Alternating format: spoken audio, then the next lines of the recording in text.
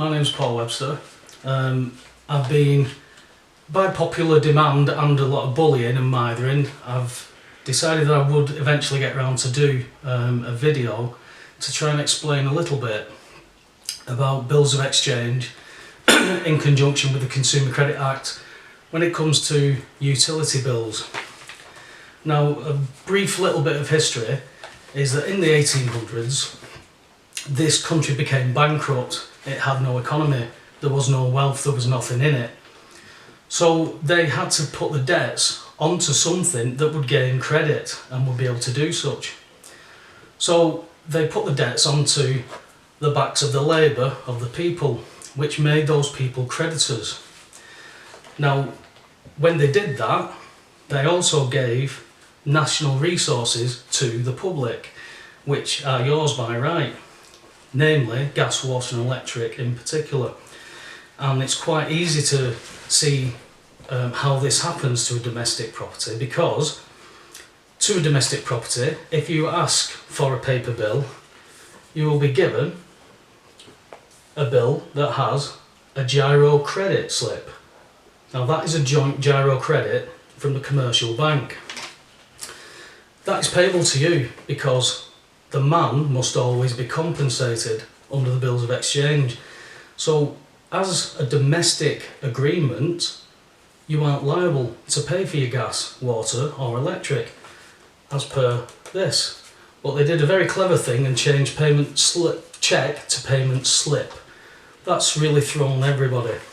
Now, what happened with me was basically British Gas messed up 3 payment plans that I was paying. In the end, because I was involved in rather a large court case involving property, I decided I'd had enough. I said, send me a paper bill please. So they sent me a paper bill. Now what I did with that paper bill, because under the bills of exchange, you are when you get your cheque to compensate you because the company has already been paid by the commercial bank. That is why they must pay you to compensate you. So when that happened and I was reading about it, it meant one of 3 things for the obligation of the bill of exchange. Number 1, I cash the cheque at the post office. The post office do not recognise, they recognise it as a cheque, but they cannot cash it. They're not allowed to. The bank do not recognise it as a cheque, they think it's a paying in slip, and they're not legally trained, neither are the post office. This is all on purpose. So the only other thing that I could do with it is when somebody hands me a cheque for money and they start shouting that I owe them money after they give me that cheque, I gave them the cheque back and I transferred that cheque by my endorsement. And I did it in the following ways.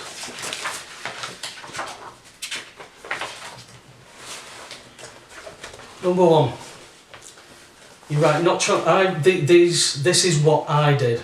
So I can only go off my result and what I did. Other people might have better ways, they might have even got the mechanism perfect. This is what I did. I had the giro slip attached here. I didn't touch the cheque at all. I wrote not transferable across it. I put 3 postage stamps on it and signed and dated each one. The reason that is done is to pay the stamp duty on that particular document, so that document is now mine. It's not theirs, they can't use it, it's mine. So what I did was, after that, I then added my transferred by endorsement sticker here, and my transferred endorsement sticker basically states to British Gas for payment at the site the sum of £454 transferred by Paul Webster, address, postcode, and then my national insurance number with non-commercial customer next to it. I signed and dated that and transferred it by my endorsement, right underneath, this bill of exchange is hereby transferred by my endorsement. So basically now they've got a cheque that they can cash, because they can't cash that cheque because it's in my name. It is to me at the end of the day. But they've already been paid. Now they're in a bit of a dilemma as far as I can see, that if they cash it, they will be cashing it and being paid for a second time, which would be classed as double dipping. The fact is, these people will not engage with me any further. The first warrant of entry, I got a bit ahead of the game. I wasn't chasing the game at this point. I'd already headed off a warrant attempt and had the warrant cancelled over the phone. This time I decided to go to Magistrates Court and challenge the warrant with my bundle. So I put the bundle in and I stated, that's how I paid for this bill. The gas agent stood up and stated that it was for the sum of £454, blah blah blah blah blah blah blah. And then I stated, well, there's the bill, there's the bundle, that's how I paid it via the Bills of Exchange Act 1882 in conjunction with the Consumer Credit Act 1974, section 123. Obviously the gas agent isn't legally trained, so this wasn't going to go anywhere at this point. So the legal clerk said that he was going to have to adjourn it before a district judge, at which point the magistrate, one of the magistrates, inquired what a bill of exchange was. And the legal clerk turned to the magistrate and stated, a bill of exchange, ma'am, is a legal remedy. Remedy is cure. They don't use these words unless they intend to use them. Legal remedy that we don't deal with in this jurisdiction. At this point, the gas agent who was in the dock stated that this wasn't a health and safety issue, this was a monetary dispute. To which I replied, so you're applying for a criminal warrant of entry for a civil matter. The two jurisdictions don't mix. You're applying for a warrant of entry under health and safety under the 1954 Gas Act. You are presuming, or trying to make the magistrates presume, I could be the nutter that is intending on blowing up the street because you haven't checked the supply. And he stood in the dock and stated, no, the supply is safe, we checked it when we read the meter, this is a monetary dispute. And I said, there you go, we are in the wrong jurisdiction. So the legal clerk looked through my documents and said, we're not going to be able to go through this in 10 minutes, Mr. Webster, I'm going to adjourn it before a district judge. To which he did 2 weeks later. I turned up this time to be met by a boiler man. He had his British Gas boiler suit on. It's obvious it must have been a job and knock type thing. And he handed me a letter talking about debt avoidance techniques that have been gleaned from the internet and promissory notes. I've never promised to pay. I've paid it. That's my only obligation, is to be, I'm not liable to pay for it. I can't cash it, have the cheque back. If that's what you're claiming, you haven't been paid, have the cheque back. Or come to court. So the district judge said, you're not legally trained, so we're not going to be able to deal with this today. I'm going to adjourn it for another 56 days, 28 days for British Gas to respond. Please hand the bundle that I'm going to give you to your legal team. The judge said then 28 days for Mr. Webster to answer. So 56 days later, I turned up at court, nobody else did, and no documents were put in. So the warrant was thrown out. That was the second warrant. Then January this year, I went to court again because they were applying for a warrant. I met a new gas agent. This gas agent came up, I approached her and said, are you legally trained? And she said, no. And I said, well, I'm going to put you in the dock and I'm going to cross-examine you about this. And she went, no, you're not. And she withdrew the warrant and put a big X through it. The next time I went to court, it wasn't actually for me. I was giving support to somebody who was doing the same thing with the bills of exchange. And the gas agent saw me and she said, Mr. Webster, the magistrates will not hear any more applications on your property. I've got nothing for you. I went, I'm not here for me today. I'm here on behalf of my friend and we're going to do the same thing. And she went, no, you're not. And she took the warrant out and she crossed it. So they're the stages that I got to.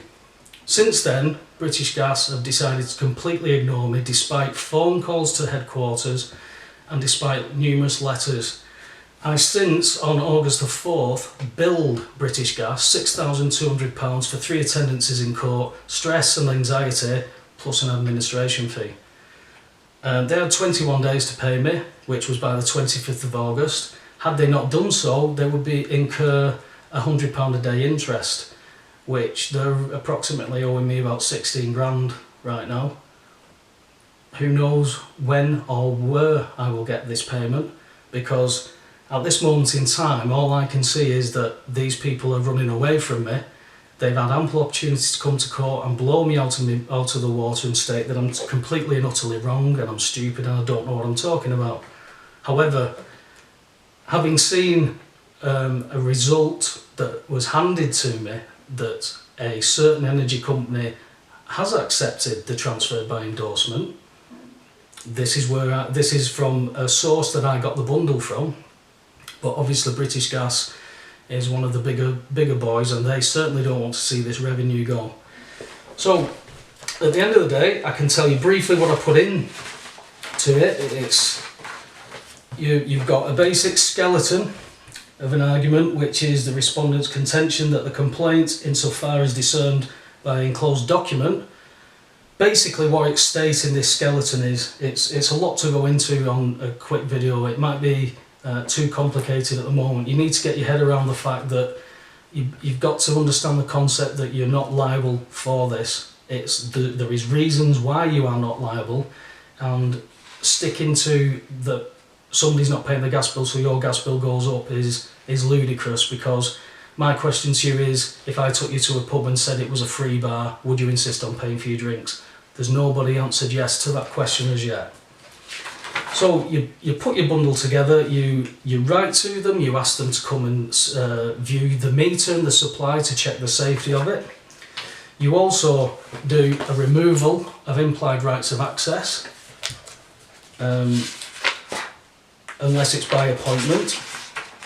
As I said, you do the not transferable and send the cheque back, and you put your not transfer, you put your transferred by endorsement sticker on that. Always keep all your receipts. You don't need to send them special recorded. You can send them first class at the post office and get a receipt for that. You don't need to put a stamp on it and hope it gets there. You can put it in at the post office and get a receipt. First class is first class. In the bundle is a copy of the Bills of Exchange Act 1882. Next to that, I have the Stamp Act of 1981. As I explained, the stamp duty paid on the document makes sure that that document is now owned by you and they can't take control of it. I also put a stamp on the back of the document just in case these people try and play around with the document at all. So that's the Stamp Duty Act. I then have a copy of the Consumer Credit Act, section 123, which states under section 5, this section does not apply where the regulated agreement is non-commercial. Now that tells you that non-commercial is not subject to it. You are not liable. Along with that, we have the rights of entry under the Gas and Electricity Boards Act of 1954. This is what they apply for a criminal warrant of entry for. So they actually take you to a magistrate's court for a criminal warrant of entry based under health and safety. But when you get the gas agent standing in the dock saying, no, this is a monetary dispute, this is to put a pay-as-you-go meter in, then you don't need anything better than that. He's telling the magistrates that it's a monetary dispute. They want to put a payment meter in to hold you ransom for something that you are not liable to pay.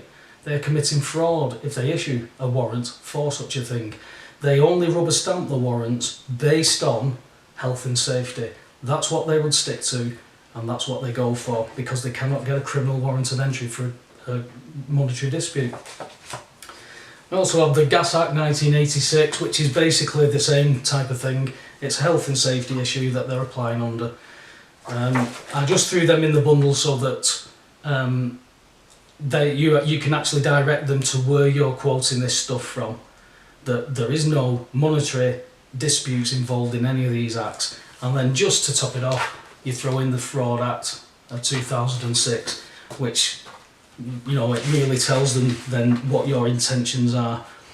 I also have a contempt of court by Archbold, which is through Lord Diplock.